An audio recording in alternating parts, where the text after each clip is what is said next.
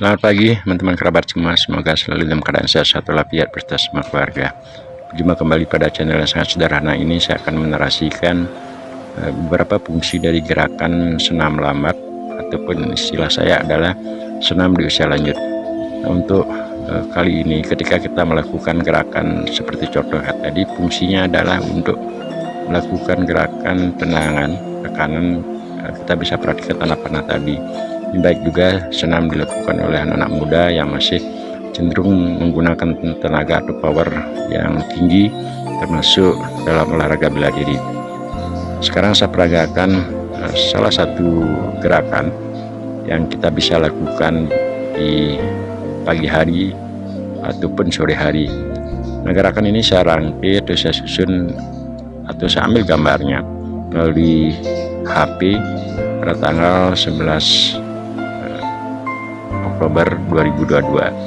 Nah, ketika kita berbicara gerakan, dapat kita perhatikan sangat pelan dan di tangan sama sekali tidak bertenaga, hanya saja dilakukan suatu perasaan. Jadi seolah kita sudah menyalurkan tenaga pada telapak tangan, namun realitanya adalah sama sekali tidak bertenaga. Nah, fungsi daripada olahan tangan tersebut untuk menggerakkan atau mengelastistaskan otot kita, baik yang ada di organ lengan, dada, leher, perut, serta yang lainnya. Untuk konstruksi, jadi istilah saya beberapa video yang sering saya unggah atau post ke YouTube,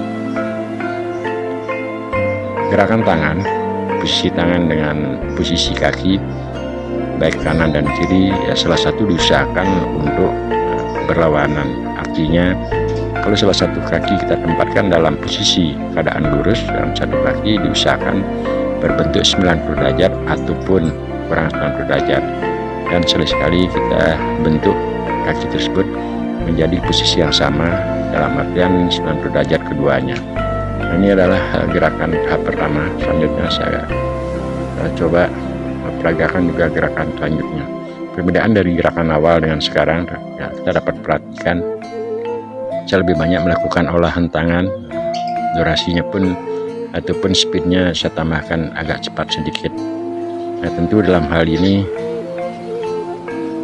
kita juga dapat perhatikan pengolahan jangkar baik lutut kanan dan lutut kiri, dan termasuk gerakan pinggul dan gerakan pada pinggang.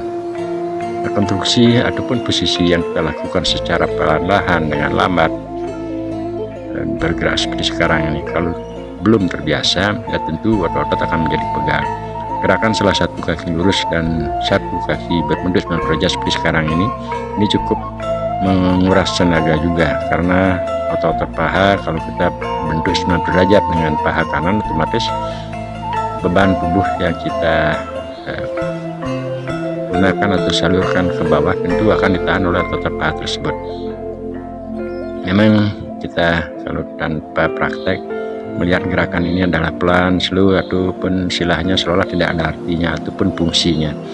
Namun kalau dipraktekkan barang setengah menit atau 1 menit saja sudah terasa otot akan menjadi pegal, apalagi belum terbiasa dengan gerakan lurus seperti ini.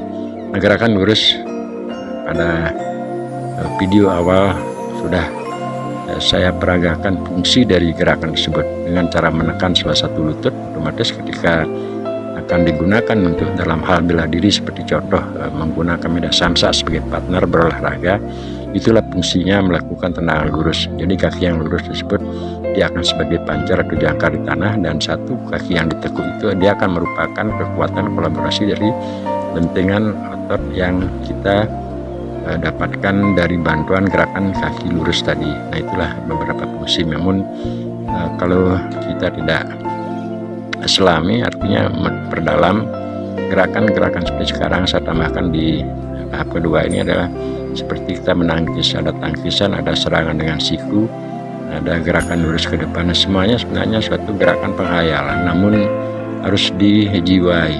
Nah, gerakan juga menekukkan kaki kanan termasuk juga kaki kiri, itu tentu semua ada maknanya, baik memindahkan kaki ke kanan, ke kiri, ke depan, ke belakang, dan sebagainya. Sekarang saya tambahkan untuk 3 tahap saja. Yang tadi adalah tahap kedua, sekarang tahapan ketiga.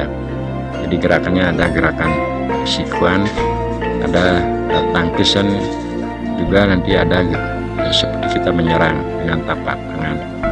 Seolah kita mengadakan satu hayalan dalam membela diri. Begitu kita nangkis, kita lakukan serangan siku dan akhirnya serang dengan gerakan tapak tangan. Nah, seperti itulah yang kita coba fokus di saat melakukan gerakan senam. Kalau sekarang fungsi dari jinjit dan kaki baik di kiri dan kanan pada tapak kaki tersebut kelihatannya sedikit saja, akan tetapi perannya sama sekali tidak boleh diabaikan. Nah, tahapan sekian dalam video saya lihat ini waktunya sudah 6 menit 40 sekian detik, jadi cukup lumayan menguras tenaga dari jongkok bangun tadi. Nah, itulah yang sering saya katakan, olahraga di usia lanjut sepertinya kebanyakan teman-teman saya melihat ada kewalahan, kira-kira gerakan apa yang harus digunakan, atau gerakan apa, apakah harus pergi ke lapangan keliling 10 kali atau naik sepeda ataupun apa.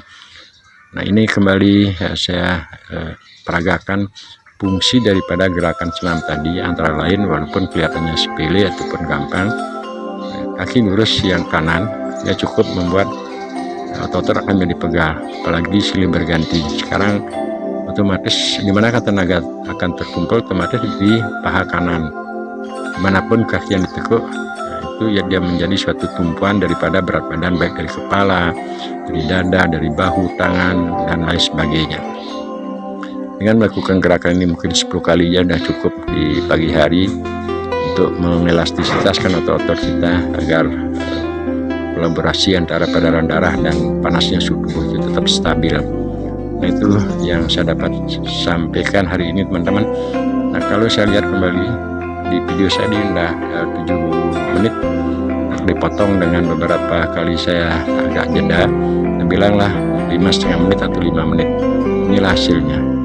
Dengan durasi waktu yang sangat singkat, dengan olahraga yang simple, usia lanjut, saya memperlihatkan keringat sudah mulai keluar di leher, terutama di muka. Dan sampai berjumpa teman-teman, semoga sehat-sehat sekeluarga. Terima kasih.